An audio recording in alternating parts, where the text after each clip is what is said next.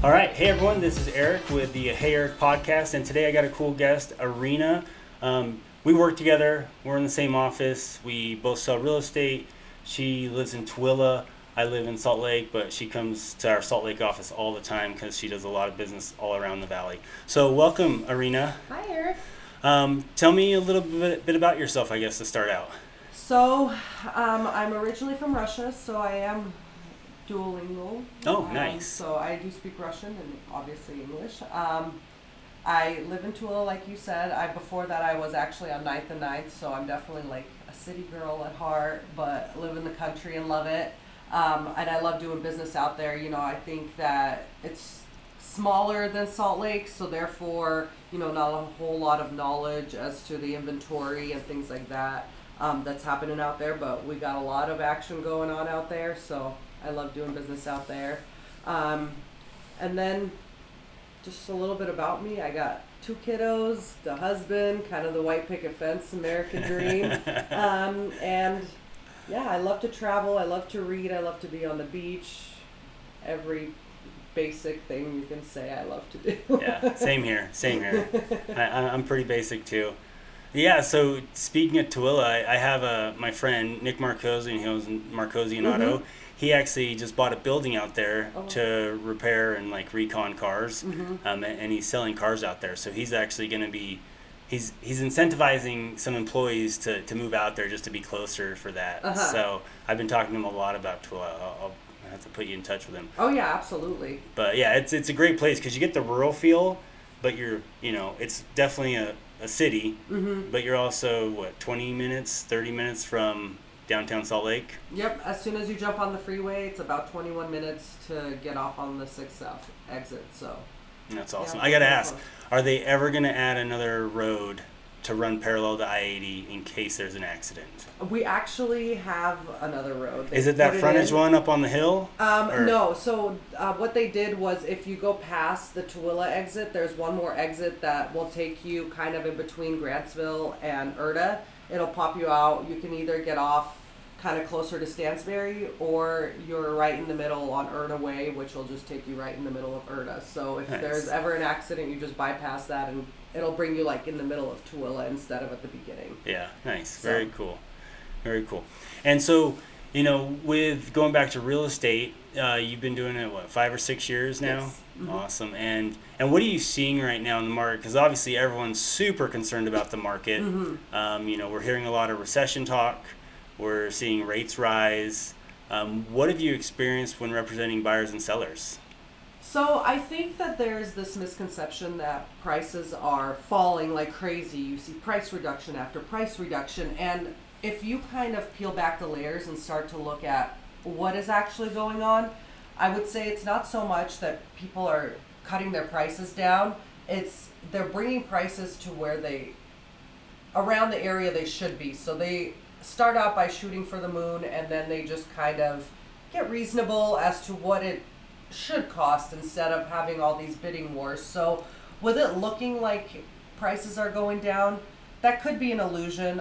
We are seeing more houses on the market, which is amazing, and that gives our buyers so much more inventory to choose from. They're not pigeonholed into just that one house that they got their offer accepted on, so they're going with it because it feels like life or death, So I definitely think that it's great for our sellers if we're setting reasonable expectations with them, and it's absolutely amazing for our buyers just because it does open up a lot more doors. And I think that with rates, yes, they are going up, but they are still in a very reasonable, as far as historically, when we look at rates, they're still low.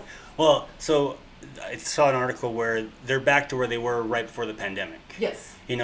America, because of the 2008 recession and because of just the monetary policy that the United States uses, modern day Americans are addicted to 0% rates, which 0% anything. Yeah, which translates over into mortgage rates and keeps those artificially low.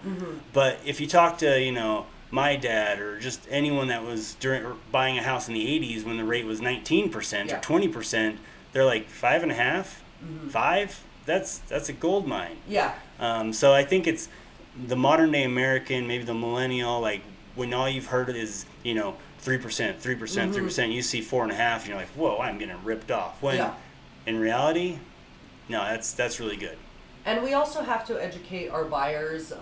Maybe it's not necessarily our duty, because this would be more of a loan officer kind of conversation, but just letting them know, hey, what you're seeing advertised, from all the big lenders out here in Salt Lake, once again, let's peel back the layers on that. What does it take to get that rate? Are you that 800 FICO, 20% down client? Maybe, but those are the things that I feel like we also have to educate. There's just a lot of education to be had. Yeah. Well, you see those billboards all the time, rate at, whatever amount. Mm-hmm.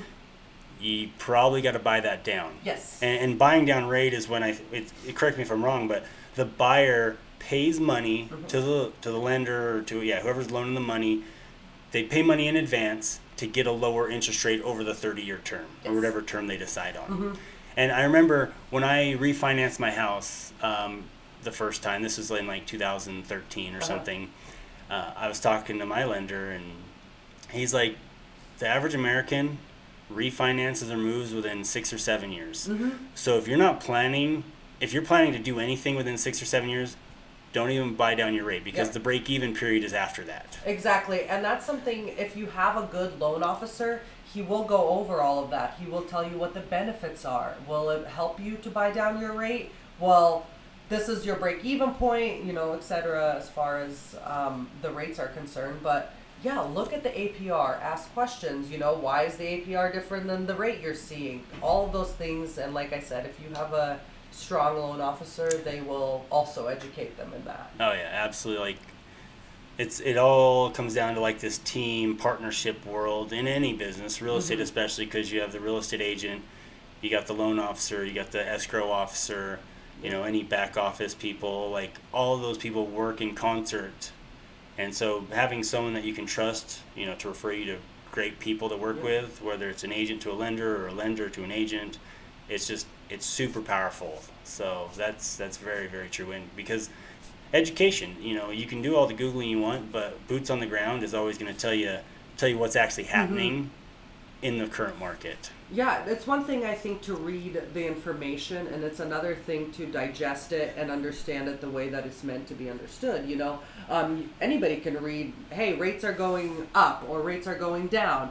But what does that really mean? Yeah. And that's where I think that piece is missing with misinformation, and people just, like you said, oh, I have a 4.5, I'm getting ripped off. Well, are you? Yeah, exactly. And the other thing is, if you are a first-time home buyer, even at 4.5, guess whose mortgage you're paying down instead? You're paying yours instead of your landlord's. Exactly.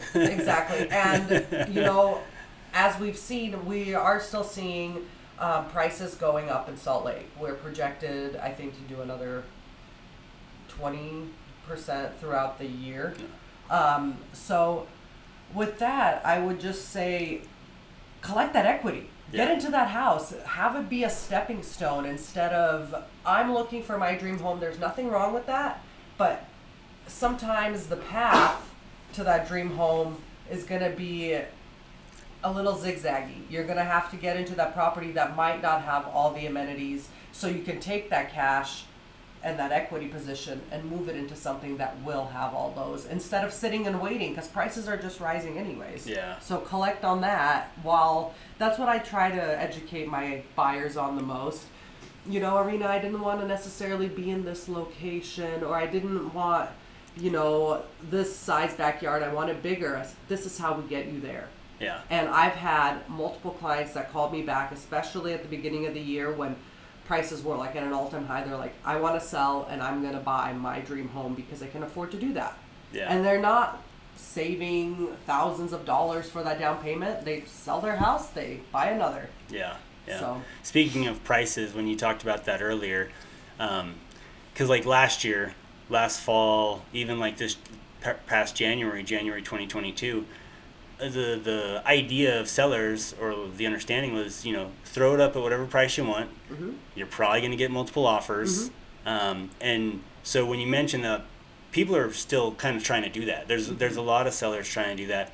And so when you see price reductions now in the market, they're reducing them to where they should have listed them. Exactly. Because the equity is still growing. Home values in Utah are still growing, and they're projected to grow quite a bit, as you mentioned, just because our economy is so good, jobs are so good. But as a seller, pricing right is very important, not just throwing it against the wall and seeing if it'll stick, because that was the way people did it during the hot time of the pandemic. Yeah. Now that that's like all calming out, I was actually on a bike ride this morning, and I talked to he's an agent also, a friend of mine, Ben, and he said, yeah, I've already helped like three people that moved to Utah during the pandemic. They're already moving back. Yep. Because they need to get back to work. Exactly. And we did I think we came in the top, either the top or very close to the top of best cities for the middle class. Yeah. So, we have a very strong economy. We have more and more tech jobs coming out here, as well as other jobs that the tech jobs provide.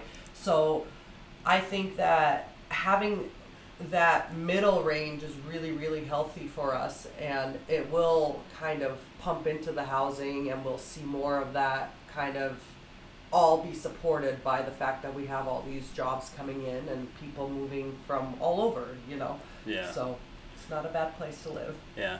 So being, international person, traveling quite a bit, you probably have friends around the country. You probably travel around our country, around the United States quite a bit also. There's a lot of talk of recession right now. Yes. And I have friends outside of Utah also that I talked a little bit about it. Like in Utah, I don't see anything big coming down the pipeline in forms of recession. Yes. Irina, I want to ask you, what do you see for Utah, and if you've spoken to anyone around the country, what are you seeing in those other markets? Well, so I see in Utah, and I was actually just reading an article that says, I know everybody thinks that prices are just going to drop. They're not. They might plateau, but they're not really going anywhere. And we do own real estate in other states, so I've been fortunate enough to kind of get to know the markets there. And I have to say that there are some states that are dropping like flies. Fortunately, Utah's not one of them. But then there are your rising stars. You have your Florida, your Arizona. There's a couple places in Arizona that are dipping, but the majority they're the next up and coming markets, So I definitely think that it's like a zigzag. It depends on where you are and what is bringing people there. Florida, you got beaches, you got the Airbnb scene, which is, a totally different market. I understand that, but you're still collecting equity, so those could be kind of avenues that some people can take. But places like New York, they're unfortunately dropping. And does that show recession? Not necessarily. I think that shows, where do people live? Is it crowded? What are the jobs like? So it's a lot more than just, okay, now the prices have dropped, now they're up, now they're down. I think there's so many factors that go into it. Yeah. And two things on that. When we talk about recession, recession is 2 consecutive quarters of negative growth. And that happened at the beginning of the pandemic when everything shut down. Yep. The previous time before that was the Great Recession, 2009-ish. And before that, there was probably a dot-com bubble was one. Yep. There was probably one in the early 90s. There was the savings and loan crisis of the early 80s, I think. That's why Reagan started dropping rates so much. And throughout most of these recessions, recession is GDP. Yes. Housing market is separate from that. Yes. And over a lot of these recessions, not every time do housing prices follow. Exactly. The pandemic, housing prices didn't follow. Obviously, the government, pumped up stimulus. The Great Recession, most of our generation, when they think of recession, they only think of the Great Recession. And that's all we know. I mean, if you think of everybody that's buying houses right now, the majority, we have millennials that lived through that. They saw their parents lose their jobs. They saw the stress it caused on their families, even though they might have not been old enough to understand it. And now, unfortunately, they're giving the advice to the younger generations of this fear-based in the housing market.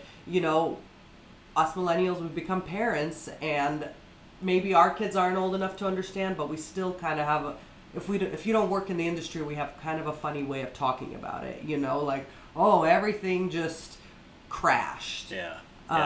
So I think that's, our parents didn't do us any favors, but they didn't know any better. Yeah.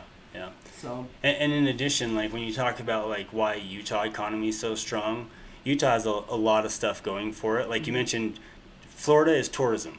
Yes. Guess what we have? We have tourism. We have 5 national parks. Absolutely. We got like 8 world-class ski resorts. We had the Olympics in 2022, or excuse me, 2002. Yeah. I was like, oh, did they announce that? Not Did yet. We get it? We should get them for 2030 though. But in addition to that, we have a governor and a legislator that's huge on pushing job growth. Yep. They approved that inland port that's going in by the Salt Lake Airport.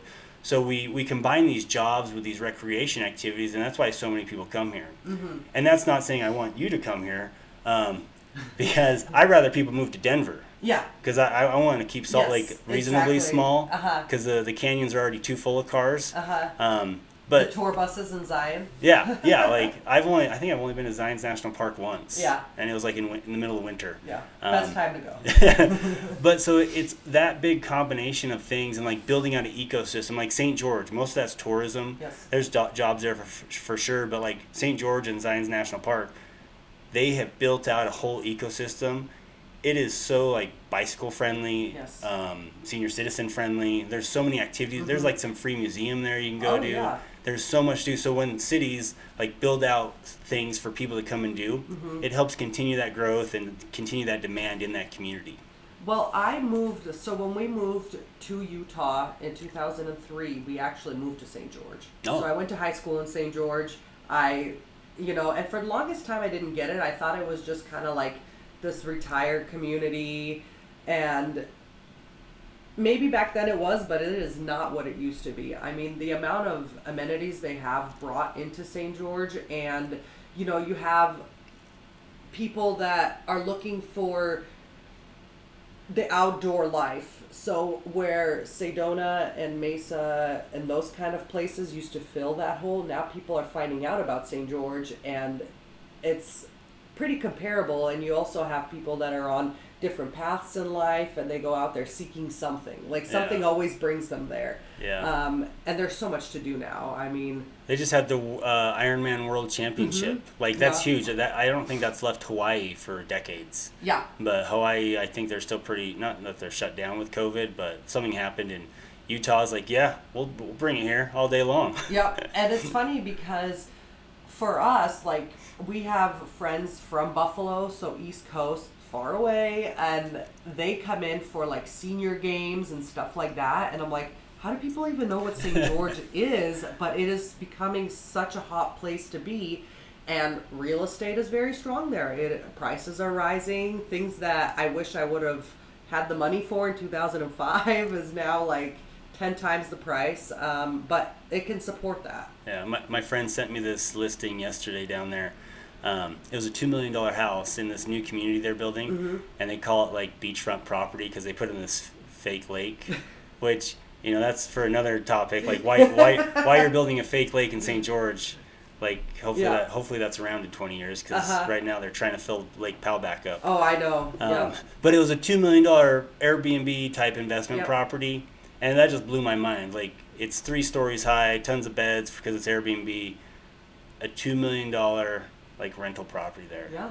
And the reason it is so pricey is the fact that you just said Airbnb. St. George has actually come down with a lot of legislature and zoning restrictions on Airbnbs. So Airbnbs down there are hot commodities, and they don't have enough hotels for when things like Ironman come or the senior games, whatever the hot ticket is in town. They don't have enough place for everybody because it was a small little town, and now all of a sudden everybody's going there. Yeah. So slapping Airbnb with anything to do with St. George, that's said to be a money mine, Yeah, for sure. So, well, very cool. What else can we talk about?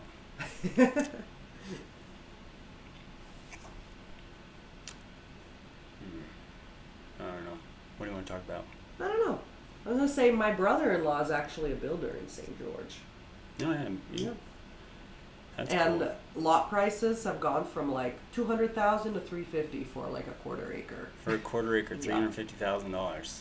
Yeah, that's insane. Lot prices, and building right now has got to be so hard, like just getting concrete. Yes. My friend I talked to Windows. today, everything's way out Simple still. things that you don't even think of, like doors or a roof. Yeah. You know, that you think are just magically appear out of nowhere. All of a sudden, now they're 6 months out, 12 months out. Have things improved for them at all with like the whole supply chain issue?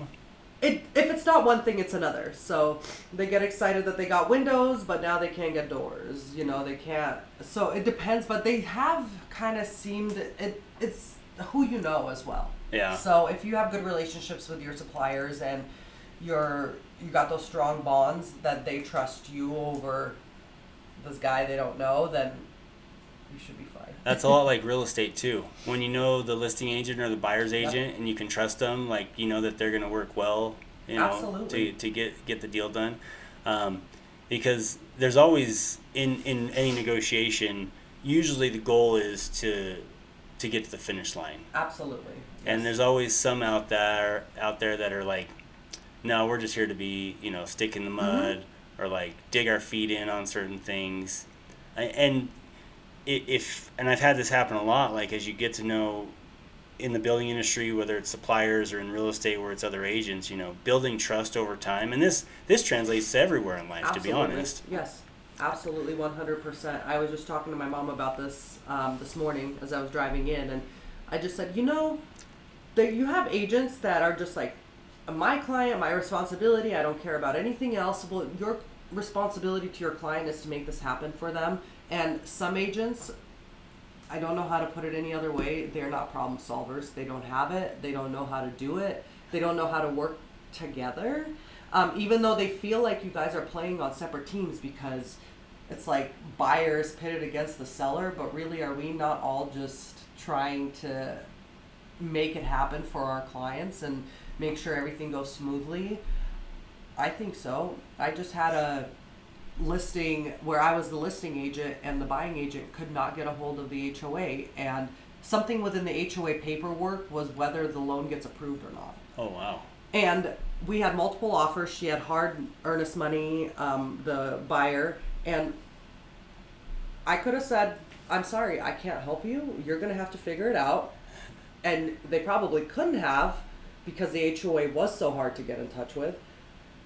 And we would have collected their earnest money and put it back on the market on the next and closed in 2 weeks. And the little caveat to that is the seller was on the HOA board. Yeah. So I had access to everything. So I got them every single piece of paperwork they needed.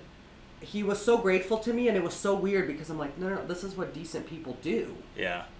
But he's, oh, thank you so much for helping us. So I just think karma's real. I know that some people are like, oh, that's a woo-woo term, but I really do think what goes around comes around, especially in Salt Lake. It is not a big, metropolis where we do have quite a bit of agents, but the agents that are doing business are always doing business with the same agents. Yeah, we call it Small Lake City. Yes, absolutely. Absolutely, yeah. So I definitely think that kindness costs you nothing. No, for sure, yeah. And it goes a long way, and it translates to a lot of good things in the future. Absolutely. Just always being nice, giving, providing, supporting, things like that. Yeah, and in that instance, could it have been good for my client to collect an extra $5,000? Yeah, but she's also not that person either. She couldn't have mentally been okay with that. But then that puts us out even more weeks. So I'm not doing any favors to my client. Maybe I got her more money, but now her moving van needs to be, things like that. It's like a domino effect that sometimes it just takes a little bit of problem solving and very cool. Everything's good. Very cool. Well, I think that's a great conversation about our current market and what's going on. And just I guess the life of an agent and interest rates and things like that. But it's definitely a big industry that we're in, and I as we already mentioned, the future I think is very bright for Utah. Yeah. Everyone's doing a lot to keep this state great, and I think it's going to continue that way. Anything you want to share before we log off? I don't think so. I think my biggest thing is just be nice. Yeah. That's the message I want to convey. I would totally agree with that. I actually made a coffee mug. I don't have it here. It says be kind. Yeah. Something like that. Always. It literally costs you nothing, and it could give you so much more than you can even imagine. Yeah, for sure. Well, cool. Well, hey, thanks everyone for joining us for this conversation. If you have any questions, you can drop them in the comments below. You can reach out to Irina or me. We work together on a lot of stuff. So thanks again. See ya.